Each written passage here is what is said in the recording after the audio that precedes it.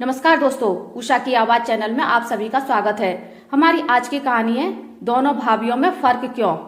दिशा, ये तुमने क्या किया बेटा? ऐसे कोई करता है भला? दोनों तुम्हारी भाभियां ही हैं, फिर दोनों में इतना फर्क क्यों? दिशा की मम्मी सुचित्रा जी दिशा को टोकते हुए बोलने लगी, जो अभी अभी अपने भाई भाभी के कमरे से उपहार देकर निकल रही थी। दिशा ने पीछे पलटते हुए रुककर मम्मी से पूछा, क्या हुआ मम्मी? मैंने ऐसा क्या कर दिया जो आप मुझे ये बातें सिखाने लग गई? अगर आप साड़ी और उपहार की बात कर रही हैं तो मैं तो यही कहूंगी कि बड़ी भाभी मुझे बहुत कुछ देती हैं, इसलिए मैंने उनके लिए महंगी साड़ी के साथ ज्यादा उपहार दिए और छोटी वाली से मुझे कुछ नहीं मिलता।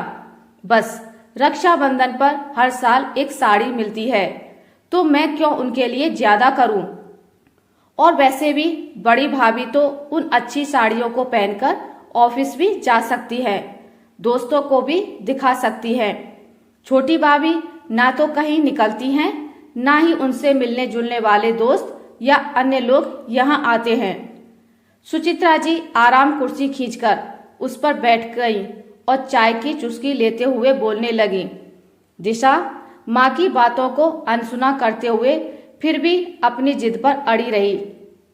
थोड़ी देर बाद दिशा ने कहा, मम्मी आप सिर्फ मुझे बोलती रहती हैं, कभी छोटी भाभी से भी पूछिए मुझे वो क्या देती हैं। छोटी सी तो तुम्हारे भाई की श्रृंगार की दुकान है, वो भी ज्यादा चलती नहीं, तो वो क्या ही देगा। तुम अच्छे संपन्न घर में गई हो तो तुम उसकी बराबरी क्यों कर रही हो? खींचते हुए सुचित्रा जी ने कहा, बड़ी बहू शानू के घर वाले तो अच्छे पद प्रतिष्ठा पर हैं, उसके रिश्तेदार और दोस्त जो भी आते हैं सब अच्छा ही लेकर आते हैं, पर यश की इतनी आमदनी और पद नहीं है तो कैसे क्या देगा? तुम तो कम से कम अपने घर में इस तरह से दोनों भाइयों में भेदभाव मत करो। मम्मी की बात सुनकर दिशा का चेहरा गुस्से से तमतमा रहा था।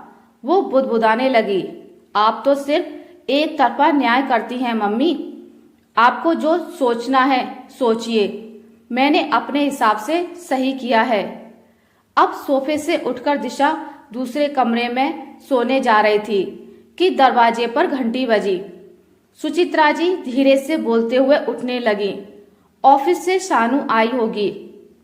दिशा खुश हो गई। उसने शानू भाभी को जो सूट दिए थे अब वो उनकी तारीफ सुनना चाह रही थी। दिशा ने शानू भाभी का नाम सुनकर उत्सुकता से उठकर दरवाजा खोला। शानू अंदर आई और अपने कमरे में आराम करने के लिए चली गई। शानू के अंदर जाने के बाद दिशा जैसे ही दरवाजा बंद करने लगी, चौखट से संतुलन बिगड़ने पर वो गिर गई। उसके घुटने और माथे पर चोट लग गई। उठते हुए उसे दर्द का आभास हो रहा था। दिशा की चीख सुनकर शानू ने अपने कमरे से झांक कर देखा, फिर हल्की फुल्की चोट मानकर वह दरवाजा बंद करके एसी चलाकर आराम करने लगी। चीख सुनकर छोटी भाभी स्नेहा आई और उसने हाथ पकड़कर धीरे से दिशा को कंधे का सहारा देते हुए अपने कमरे में ले जाकर बिस्तर पर लिटाया। माथे पर काफी सूजन आ गई थी और पैर में किसी नुकीली वस्तु के चुभ जाने से तेज खरोंच आ गई थी और खून भी निकल रहा था।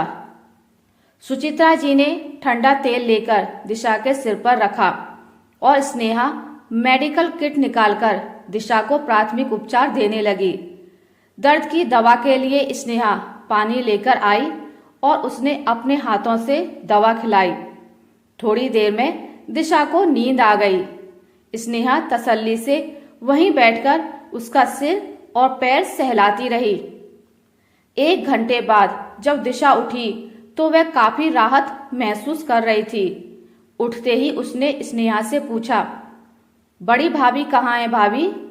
स्नेहा ने बिस्तर से उठते हुए कहा, वो तो ऑफिस से आकर अपने कमरे में आराम कर रही हैं।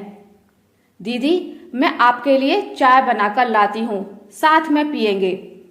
सुचित्रा जी सारी बातों को गौर से सुनते हुए दिशा के मन के भावों को पढ़कर टटोलना चाह रही थी। स्नेहा के जाते ही दिशा माँ के सीने से लगते हुए बोली, माँ, शानू भाभी एक बार भी मुझे देखने नहीं आई और स्नेहा भाभी को आपने देखा? एक पल भी मेरा साथ नहीं छोड़ा, मेरे साथ ही लगी रहीं।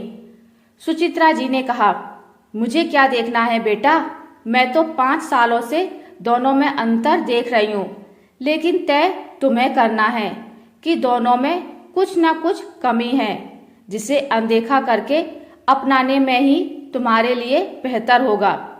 सब कुछ सिर्फ पैसा ही नहीं होता। मैं ये नहीं कह रही तुम किसी एक को ज्यादा करो, पर तुम मेरी बेटी हो। जैसे तुम मेरे लिए इतनी महत्वपूर्ण हो, वैसे ही दोनों बहुएं भी मेरे लिए खास हैं। दोनों को बराबर समझो और बराबर करो, तभी मेरे बाद भी तुम इस घर की प्रिय बनी रहोगी। अब दिशा को माँ की कही हुई बात अच्छी लग रही थी। उसके मन में चल रहा था कि जैसे कपड़े वो शानू भाभी के लिए लाई थी, बिल्कुल वैसे ही खुद के लिए भी रखे थे। झट से उठकर वो अपना बैग टटोलने लगी। तब तक स्नेहा ने आकर चाय दिशा की टेबल पर रख दी और जैसे ही स्नेहा जाने लगी, दिशा ने स्नेहा को एक पैकेट पकड़ाया और उसके गले लग गई।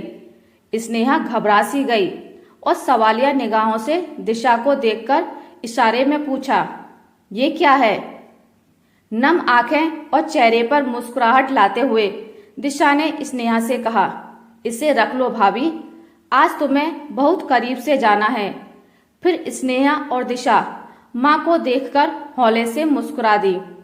आशा करती हूँ आपको मेरी आज की कहानी अच्छी लगी होगी। अगर आपको मेरी कहानी अच्छी लगी है तो इसे लाइक करें, ज़्यादा से ज़्यादा शेयर करें और अगर आप मेरे चैनल पर नए हैं तो इसे सब्सक्राइब करना ना भूलें। मिलते एक नई कहानी के साथ, तब तक के लिए नमस्कार।